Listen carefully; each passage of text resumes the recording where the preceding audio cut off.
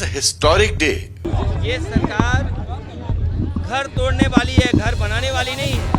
In a landmark ruling, the Supreme Court of India addressed the controversial use of bulldozers to demolish properties in certain states. The bench, led by Justices B.R. Gavai and K.V. Viswanathan, stated that demolitions of properties may be presumed punitive if the property is selectively targeted, particularly after the occupant is accused of a crime. Samajwadi Party leader Akhilesh Yadav hailed the judgment, calling it a victory against the misuse of executive power. ये bulldozer को लेकर के हमेशा विपक्ष ने और Samajwadi party हम लोगों ने इस बात को हमेशा कहा कि बुलडोजर अनकॉन्स्टिट्यूशनल है, बुलडोजर अनडेमोक्रेटिक है, बुलडोजर डर का प्रतीक है, डर का प्रतीक और अन्याय का प्रतीक नहीं हो सकता है. मैं बधाई देना चाहता हूँ सुप्रीम कोर्ट को, बधाई देना चाहता हूँ सबको जिन्होंने इसमें लड़ कर के ये सुप्रीम कोर्ट के माध्यम से फैसला आया है. और इसके बाद कम से कम सरकार को रास्ता न्याय का चुनना चाहिए. इस तरह का व्यवहार सरकार का नहीं होना चाहिए. और सोचिए कोर्ट में ये बात कही जाए कि अपना घर हो, अपना आंगन हो. ये सरकार घर तोड़ने वाली है, घर बनाने वाली नहीं है.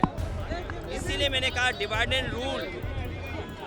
जिन्होंने नारा दिया उनके वचनवंशी लोग हैं, विचारवंशी लोग हैं. इन्हें विकास से कोई लेना देना नहीं है. Lawyer Vivek Tankha also praised the ruling, calling it historic and a victory of civil liberties. It's a historic day for India and a historic judgment as far as civil liberties are concerned and individual personal life and liberty is concerned. Supreme Court has thrashed the state for this bulldozer Raj or bulldozer justice.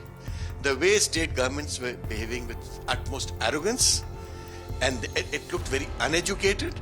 It looked as if they would use it as a political tool. Now all this has stopped. There can be no bulldozer Raj now.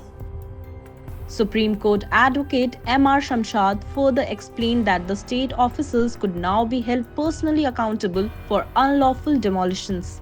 See, the guideline is that when a particular structure has to be demolished, the authorities first will have to see whether this is the only house which is unauthorized or illegal, or there are more houses in the vicinity. If that is the case, then the authority will proceed and take a decision, and in that decision they will have to consider multiple factors, including whether entire house is illegal or partially it is illegal, or it can be compounded or not. And once this decision is taken, it will be forwarded to the collector. The collector will appoint nodal officer, and then a notice will be issued to the aggrieved person, and the aggrieved person will have then a right to defend his house, and then final order will be passed.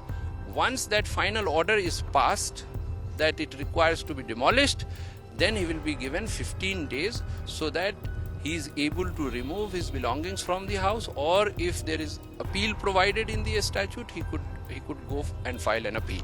That's the direction.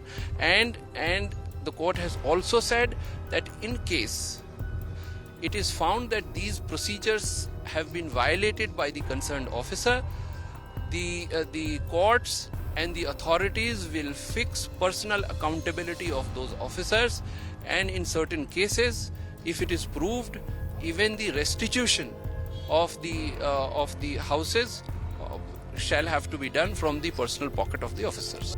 With this ruling, the Supreme Court has sent a clear message: executive overreach and unlawful demolitions will no longer be tolerated.